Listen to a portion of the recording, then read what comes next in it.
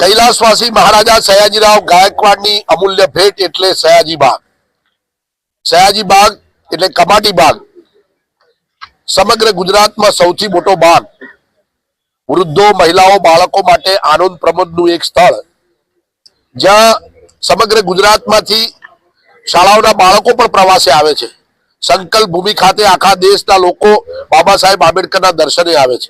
એવા સમયે અહીંયા અસામાજિક તત્વો છે, ફરે છે, એક્ટિવિટી થાય છે. એના નામે રજીસ્ટ્રેશન કરી વ્યાપારીકરણ કરવાનો એક પ્રયાસ કોર્પોરેશનના સત્તાવાળાઓએ કર્યો છે. એની સામે આજે શહેરના નાગરિકો દ્વારા વિરોધ પ્રદર્શિત કર્યો છે કે કમાટી બાગ અમારો છે, અહીંયા કોઈ અસામાજિક પ્રવૃત્તિ થતી નથી.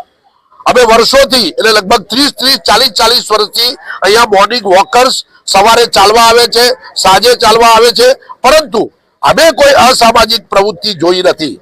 પરંતુ જો કોર્પોરેશન વાળાને અસામાજિક પ્રવૃત્તિ દેખાતી હોય તો એના માટે જવાબદાર એમની સિક્યુરિટી છે, એમના સીસીટીવી સર્વેલન્સ છે.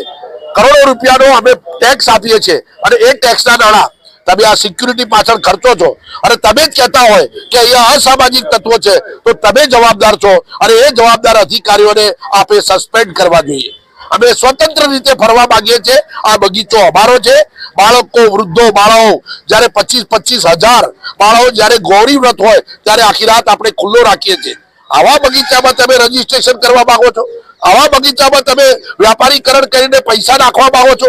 તમે સમજો છો શું? આ બાગ અમારો છે. સયાજીરાવે જે વિઝનથી, જે દ્રષ્ટિથી આ બગીચો આપ્યો હતો ત્યારે એમને કહ્યું હતું કે મારા ઘર આગળ બહુ મોટો બાગ છે, પરંતુ મારી પ્રજા પાસે બાગ નથી અને હું આટલો મોટો 113 એકરનો બાગ, સમગ્ર દેશમાં આટલો મોટો બાગ ક્યાંય નથી. એ બાગ વડોદરાની પ્રજાને એમને અર્પણ કર્યો હતો, લોકાર્પણ કર્યો હતો. આ ભાવના એમની હતી. અને અત્યારના શાસકો વામણા છે, પોતાનું કામ કરી શકતા નથી.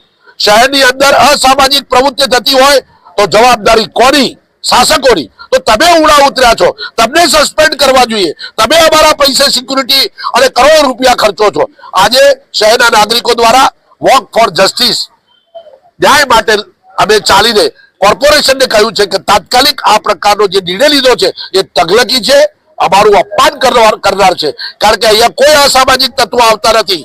અહીંયા વડોદરા શહેરના નાગરિકોનું તમે અપમાન કર્યું છે. તાત્કાલિક આ પ્રકારનો ફતવો બહાર પાડો, પાછો ખેંચો અને સામાન્ય રીતે જે બગીચો ચાલતો હોય એ રીતે ચાલવા દો.